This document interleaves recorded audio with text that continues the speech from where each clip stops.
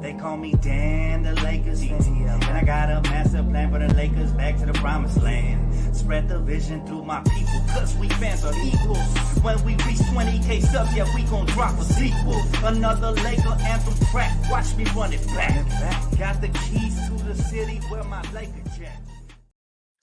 What up, Laker family? It's your boy DTLF back on another pregame live stream as the Lakers get set to face the Timberwolves at 6 p.m. Pacific time. It's at 6 search. I just seen your question right now. Wow. So we do have some injury updates. No LeBron James. He's not available due to load managing. We knew that was going to happen. Obviously, he's older. He's going to take nights off. Tonight is one of them. However, AD, Vando, good to go. Again, no Gabe Vincent. And this is all bad news because we're going up against the Timberwolves, which is the number one team in the West right now, are in the standings, and one of the top teams in the NBA. And remember, last year, I still used to call them the Timber Pups because they wouldn't grow up. Well, they grew up. Can't call them that no more. It would be disingenuous, and it would be inaccurate. So now they are the Timberwolves, and they're causing a havoc, man. It's going to be a really tough game to win. Talking about tough games, man, my Rams taking on the Saints right now at SoFi. Must win. Both teams tied at 7-7. Must win football right there as well. So, two crucial games going on today. Hopefully, LA wins both of them. What's up, Chris? What's up, my brother? How you doing, man? Good to see you. Really quick, want to wish a happy birthday to my guy, Empire Jeff. Yes, that's correct. Yesterday was my birthday. Today's his birthday. And no wonder great minds think alike. We're one day separated at birth. And then nuts. So definitely go show him some love, man. Subscribe to his channel. Hit the like button on his videos, man. It truly helps us out, especially when we're barely getting started. You know, he has less than a year going, and he's doing tremendous things. So make sure you guys go ahead and show love and support. I already seen some of you guys go over there, so I appreciate you guys. But let's talk about today's game. Okay, we got Lakers, Timberwolves. Again, we're missing LeBron James. No LeBron tonight. No Gabe Vincent, unfortunately, out with the same injuries that have been plaguing him all year long, which is really concerning. And what's worse is that Darvin Ham, who is he going to play tonight? Is he going to use his size? Is he going to utilize that? It's not going to be an easy game, I'll tell you that. Anthony Edwards is him. He's been one of my favorite players for a couple of years now, and he's really risen to the occasion and elevated his team in a similar fashion to how Kobe used to elevate his team or Jordan used to elevate his team. That means putting the team on their back, hitting game winners, just doing anything necessary. The other night, I seen this guy hit a shot that would make Kobe proud and Michael Jordan proud. And it was the turnaround jump shot faking to the right and then using the footwork to pivot the opposite direction and fade away. We know that was such a signature Kobe/Jordan move. It was wonderful to see. But tonight, our focus definitely has to be on the paint, okay? Because they got a lot of size in there. Obviously, they got Cat. They have big man Rudy Gobert. They got a lot of bigs. Nas Reed coming off the bench. So the paint. If Darvin Ham's not intelligent enough to match up and utilize whatever size we have, then we're going to have no shot tonight, right? We're going to have zero shot. Yes, sir. Thank you so much, Chris. Appreciate you, my guy. Yes, go support Jeff, guys. But, it's going to be one of those things where we have to be intelligent. We got to be smart. We got to come out here and play the right way. We haven't done it. 4 out of the last 5 games, we've been coming out with slow starts. We have been just absolutely sluggish, guys, ever since we won the in-season tournament. So, and we do have the starting lineup, so it looks like it's going to be D'Angelo Russell at point, Taurean Prince at the 2, Cam Reddish at the 3, Rui Hachimura at the 4, and Anthony Davis at the 5. So Hachimura replaces LeBron James' ankle injury in the starting lineup, right? So there's that. What do you guys think of that? Like I said, happy belated birthday, Dan. Just need to say we have 2-way contracts. Let's rest AD with injury to Bron and find out what kind of players we have. Colin Castleton maybe has a lot of heart. I like him, man, but this coach has been very inconsistent in giving certain players opportunities. Sometimes he's good for young players, sometimes he's bad for young players. And Castleton, Demoy Hodge, and guys like that really haven't gotten an opportunity to shine even through the injury. So that's unfortunate, right? He said, expect another L. Save yourself from the heartbreak. Not gonna expect an L, brother. That's just not the way I'm wired. I always want to be competitive and always want us to win. We have enough to compete at the very least. But if we don't come out here, we're gonna get ran out the building, right? So it really depends on what type of energy. Do they come out here with a sense of urgency? You hear ESPN, you hear everybody starting to talk chatter about trades. We knew it was gonna get loud. Unfortunately, since the trade chatter started about D'Lo, he has been averaging 8 points per game, shooting like what 29% from the field, and just he hasn't been the same player. So some players shrink during these trade rumors, and some players just play better, and they help improve their standing in the fan base and the front office's eyes, and they end up not getting traded. However, D'Lo is definitely struggling, and at this point, I'd be surprised if is with the Lakers past the trade deadline. The way he has played, man, he has been just non-usable at this point, man. And I love D'Lo, but I got to call him out. He has been just atrocious the last month or so, just bad. I appreciate you, Clayton. Thank you so much, my brother. It really helps, man. Couple of days from figuring out if this channel's gonna be, firing on all cylinders, or what we're gonna have to do. Because yeah, man, December 26th, a day after Christmas, is very important for me. Lakers have been seeming to play with urgency after All-Star weekend. And that's just a thing, man, is that we feel like we can, the LeBron-led teams have always felt like they could turn it on at a certain point. But we have to do a better job of building chemistry and figuring out ways to win without fully relying on both AD and LeBron. Austin Reeves has done his part, but everybody else hasn't stepped up. Nobody else has stepped up. D'Lo has been inconsistent. Rui Hachimura hasn't been utilized properly. Torian Prince, although he's been hitting more threes, he just hasn't been the player that I thought we were acquiring this offseason. And I hope he continues to improve because he's trending in that direction. But, a lot of things, the rotations have been off. The coach continues to be, pocket watching and stuff like that. So just a bunch of things coming to, going against us right now. And we have to figure that out because nobody's going to feel sorry for us. It's a long season, but at the same time, Lakers just got to figure it out. We have a very good roster on paper, not being utilized properly right now. Tony says, I love the Lakers team over players. This losing streak is real. Don't say I didn't earn y'all. C's are going to be even tougher. Listen, man, LeBron's going to play versus the Celtics. So when LeBron plays and AD plays, anything is possible. But yeah, of course, we're in a slump right now. It's very easy to see that. We got to always support our team, though, through thick and thin. What kind of fans are we if we just chalk up the L's and turn off the TV when they're struggling? No, I want to see, because you never know when Austin Reeves is going to have a career high and help you to a victory. You never know when AD is going to have a 50-point game. You never know if LeBron, or even though he's not playing tonight, but what he's going to do. You just don't know. If Rui's going to have a 30-point game all of a sudden and help you. Anything can be possible. Not likely tonight, but it's still very possible. My guy said, please, let's not start with the Colin Castleton. Stop it. We need a big, among other things. Nobody's saying he should start, my friend. I agree with that. But I guess they just brought him up because they're curious to see what he can do. There's nothing wrong with curiosity, although it did kill the cat, right? But right now, I think Coach just got to be flexible, and he's got to figure out certain things he's got to, do with this lineup, whether it's a tweak to the start lineup or what. Puka touchdown. That's what's up, bro. Thank you for alerting me. I just looked down at the scoreboard right now. 7-0. Let's go, baby. Every game is a must-win for my Rams from here on out. So, again, 2 must-see TV games going on tonight with the Rams versus Saints and then the Lakers Timberwolves. Inconsistency is the biggest issue with this team. D-Ham is trash. D'Lo is being misused and is trash. Rui is criminally misused. Well. I agree with everything you said, my boy, but my guy said D'Lo is being misused and is trash. We got to pick one there. You can't hold both sides of the stick there. If he's trash, then there's no way he's being misused. However, I do feel like there's a better role to carve out for D'Angelo Russell off the bench.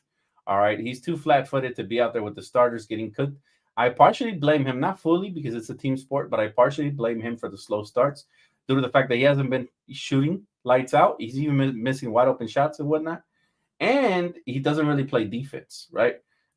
He gave us glimpses of trying at least early in the season, but he's kind of like falling off the face of the earth on that end. So I actually think you take him off the starting lineup, you let him handle the rock with the second unit, and he would be much better.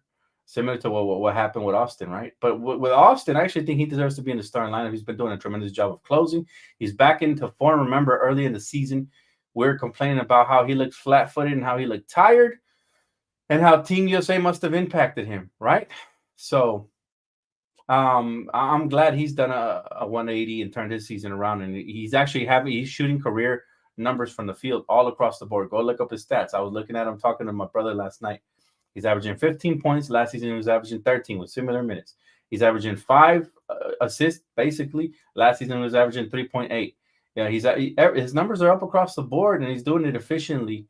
And this season, this month, he's shooting over 40% from beyond the arc. So he continues to get better and better, and I think he deserves to start. I think he's one of the players that can play off ball, and I think D'Lo actually doesn't shine because he needs the ball in his hands. That's just how I feel. That's my opinion. Whether you guys agree or disagree with me, let me know in the comment section. But hey, appreciate you, Tony. He said, love this channel because win, lose, or draw, DTLF keeps it real, and he loves our team. Respect. Of course, brother. It is a pleasure, man. It is a pleasure. And listen, most people that would have got demonetized would have stopped doing videos because they're not getting paid for it, right? Your boy took out a loan and he did what he had to do to keep doing videos because you know what? Because I love y'all and because I love the Lakers and because this is my passion. I found my calling, right? So I'm pursuing my dream till the end, and things are just bumps in the road sometimes. But your guys' support, man, all the wonderful birthday wishes yesterday and all the support you guys have given me. You guys continue to like, you guys continue to show up. It keeps me going. So I appreciate you, my friend. My guy Dennis says, we don't have a championship coach. Don't let him off the hook. Most people thought the Lakers had a great offseason and we are a playing team. That's for now. I agree with you right now. We do have to factor in a bunch of different things. But yes, Darvin Ham has been a huge disappointment. I was hoping when we hired him that he would be the coach that stays here for the rest of his contract and maybe gets an extension in the future. And he would be a guy we can build around and through, and we would win games because of him, not in spite of him. And that has not been the case. He has been very, very amateur when it comes to coaching. And that's just how it's been ever since Phil Jackson retired. Let's run down the list of coaches we have went through. It just hasn't worked out. It started, who was the first one after Phil Jackson? I forgot. Was it Mike D'Antoni? Didn't work, obviously. Byron Scott definitely didn't work, man. Definitely didn't work. We thought we would get Byron Scott from the New Jersey Nets. We did not.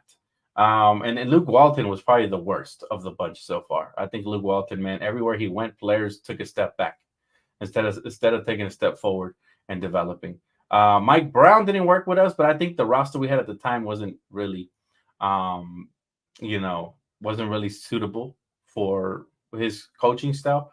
He's been solid with younger players and stuff like that, and whatever the case, we were kind of a middle of the road team. Frank Vogel really won that championship by the skin of his teeth because he had a great supporting coaching staff and players that are coaches on the floor as well. So we really haven't had a good coach. And now Darvin Ham, who said all the right things, he was like a preacher out there just preaching to the choir, talking about facts over feelings and stuff like that. It's been none but cream fillings up in this bitch. It's been nothing but it's been nothing but feelings over facts and favoritism over facts, and and that's been unfortunate because I like Darvin as a guy, right? But bottom line is this, man. I know the Lakers, and it's not in their style to fire a head coach after his first season, right? Heading into his second season. Do you imagine? They gave us a hard time for firing Frank Vogel, right? But can you imagine if we fired Darvin Ham after he made it to the Western Conference Finals? He made it to the Western Conference Finals. And only in his second year of coaching, like, it would make the Lakers front office look bad. Just on paper. I'm not saying I wouldn't mind it because I wouldn't mind going in a different direction since it's not working out right now. However, I'm just telling you the way it's like politics. Certain things have certain timings to it, right? I don't think this is the time Darvin Ham is going to get fired. And I'm just being quite frank with you guys. I always keep it a $1.50. You guys know my hunches are good.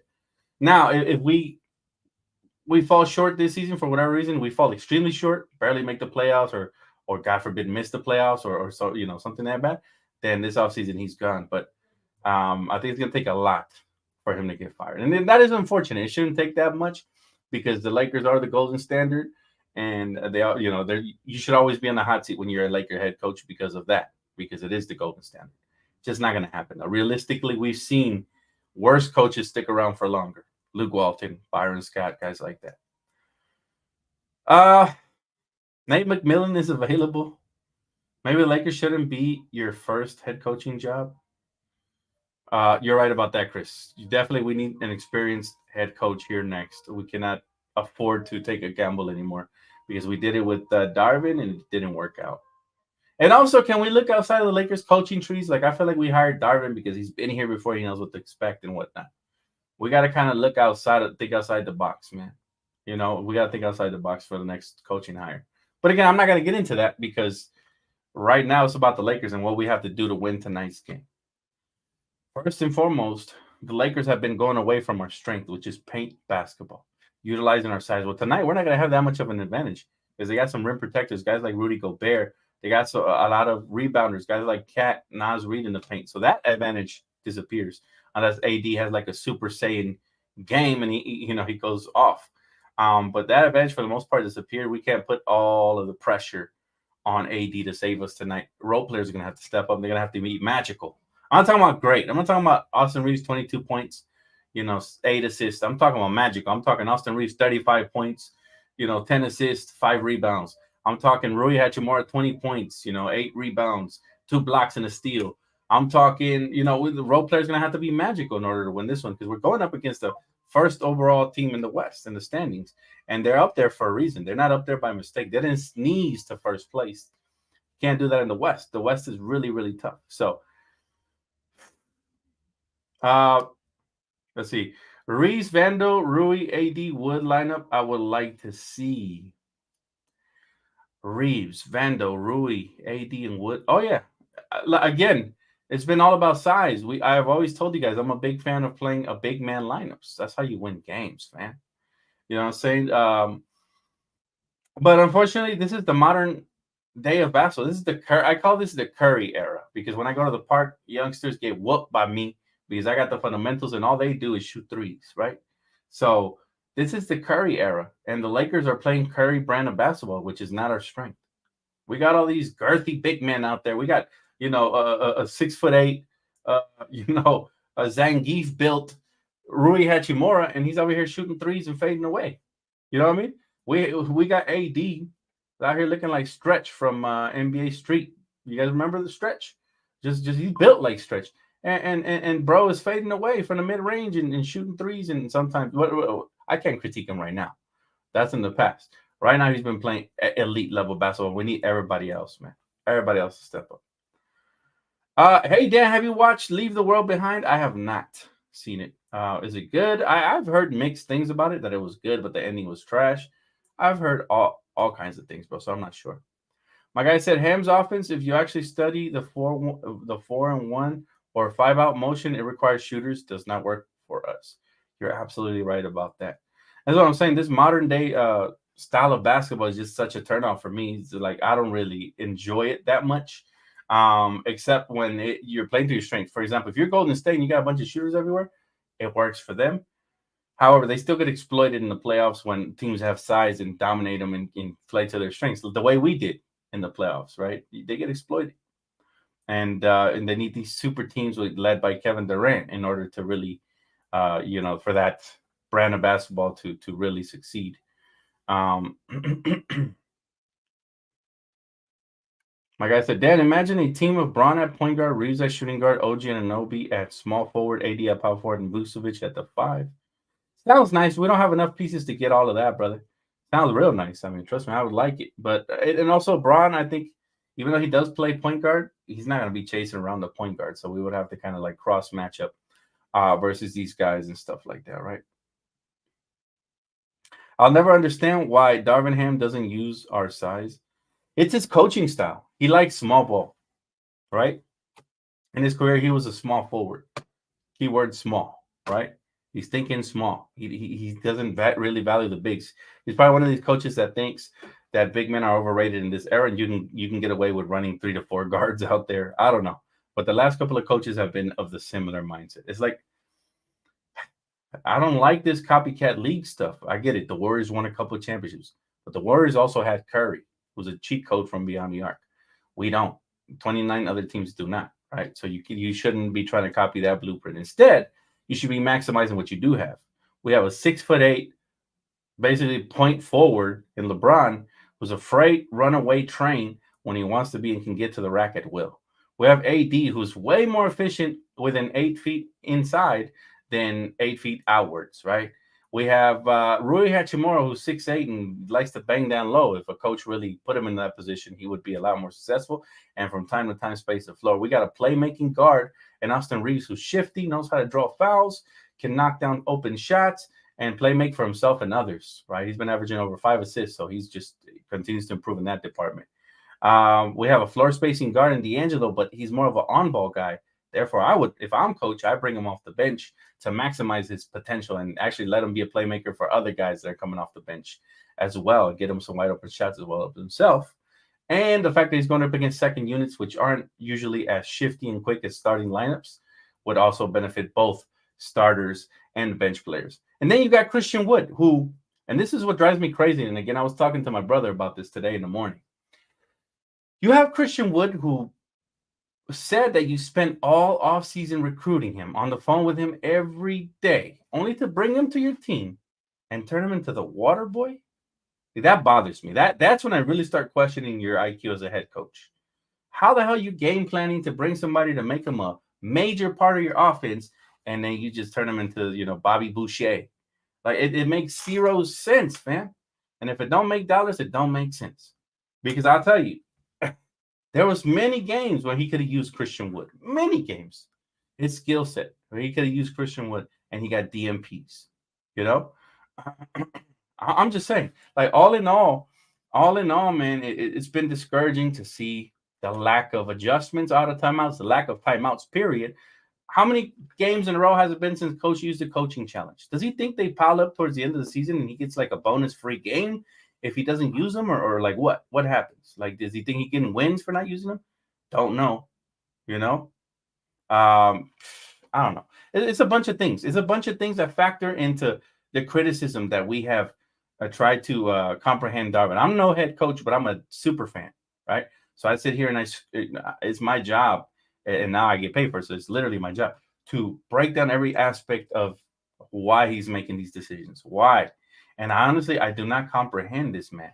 I do not, right? So let's see what happens moving forward. But it is disappointing so far. It sounded promising when we hired Darvin. I was excited. Y'all remember? I was hyped. I was like, he might be the one.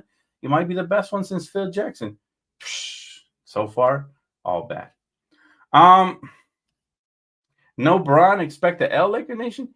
Can't operate that way, my brother, because the last time LeBron didn't play, we got a W. And that was versus the same Spurs we take an L with when he played. So the math isn't mathing with that one right there. But I'll give you a pass, man, because I feel you. We've lost 4 out of 5, and it's been tough. My guy said, agree. We need to play to our strengths and not copy small ball Golden State style of game.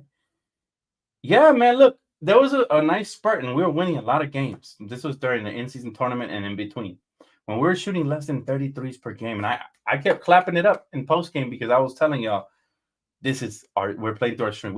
There was one game, the championship game versus Indiana, we had 80-plus points in the paint. That's how you win, fam. That's how you win. With this team, the way we're built. We haven't been a good three-point shooting team in a long time, right? The last time we were a good three-point shooting team was probably in 2010 when we won that championship, right? And we had really good three-point shooters, including Derek Fisher, Sasha Vujicic, Meta World Peace actually was knocking them down at a decent clip that year. Even Powell could space the floor. Kobe, obviously, like that was probably the last time I remember we actually had a good three-point shooting team. It's been a long time since we had a good three-point shooting team like that. So we shouldn't try to force it, right? If it's not our strength, why go to it? Play AD and Wood for more than 5 minutes, Ham. I've been begging for that duo, man, since the offseason. I really thought we would see it by now, but it's been damn near 30 games in, and we still haven't seen too much of it. Oh, man. My guy said, I hope we don't end up like Mike Budenholzer once we get rid of Darvin Scam. I don't know, man. Honestly, right now, I don't see too many candidates out there that we can really say, okay, we fired Darvin. this guy will work out for us. I don't see too many of those. Ham calls timeouts right when we blow the lead. No, that's the worst part. Sometimes he calls a timeout once we're down 10, 12 to 15 points. Got to be a lot quicker, and you got to know how to stop that from happening. You kind of, to be a head coach, you have to be ahead of the curve, right? So if you see like, oh man, we're not putting enough effort in, you got to call a timeout. If you see, oh man, they're starting to go on a run, let's nip it in the butt, you got to call a timeout.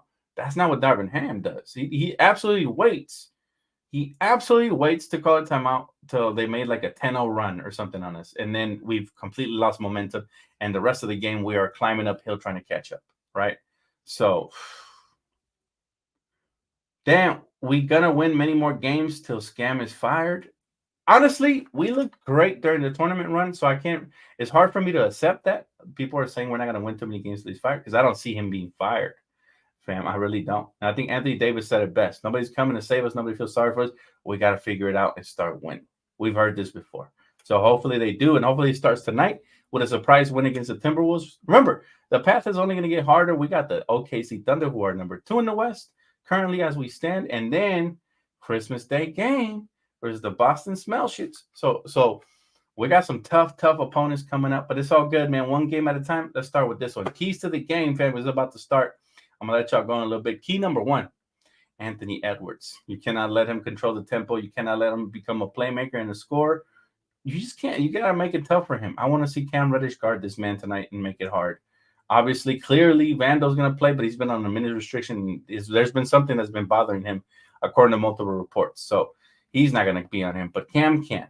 Cam, and also I want to see a little bit of Taurean Prince on him and just mix it up. Don't let him get off. He gets off, game will be over. All right. If we let him get off both as a playmaker and a scorer, game will be over. Key number 2 is we got to crash the glass as a unit. We've been getting killed on the boards. A lot of that due to Darvin Ham going small. Some of that due to lack of effort. The Lakers have taken their foot off the gas. There's no way to sugarcoat it. And they got to get back on track. All right. And they got to start gang rebounding as a unit because we don't have the size due to the fact that, Darvin doesn't want to test out the size we actually do have together. So, again, gang rebound. And then key number 3 is going to be simple, man. Get off to a quick start. I feel like I've been saying, I sound like a broken record at this point. Every single game, got to get off to a quick start because if you don't, you're going uphill the rest of the game and they control the tempo, they control the game. And the Lakers haven't done a very good job of making comebacks to win all the way. So we're not a comeback type of team. If we get off early and we're competitive and we're going back and forth, then maybe we can take over in the second half type of team. So that's what we need, fam. That is what we need for us to win tonight. Not sure if I'll do halftime. Again, due to the holiday season, just my birthday and all these things, I've been extremely busy. But I got you guys for sure post-game, all right? So make sure you guys do tap in. I did my prize pick entry earlier and posted it on Twitter. So I'm not going to do a prize picks entry here on this live. However, I got you guys on the next live stream, okay? Again, last minute. I'm glad I was able to come on live. Thank you guys for tapping in. Thank you to Searchman, of course, for being a mod of the year. It's the rookie of the year, man. Shout out to Search. Keeping this chat has been so much cleaner ever since he showed up, man. He is like the antivirus. All these infections and viruses where he was getting into my computer and he just blocked them off, man. Bruce Lee style. Whoa, whoa, whoa. So I appreciate you, my guy. Thank you so much. And I will see you guys here for post-game for sure, okay? Maybe halftime. Okay, depending on how the game's going and if I can squeeze in a halftime, I got y'all. But enjoy the game. For those of you that are strong enough will to watch it, I've seen a lot of quitting fans out there saying, oh, we're not even going to turn on the game. They just wanted likes on social media. But look, the real ones will be watching through and through, right? Who was watching when it was down 40 10 years ago, we'll be watching now, right? So I'll see you guys soon, man. Enjoy the game. Go Lakers, baby. Let's get it.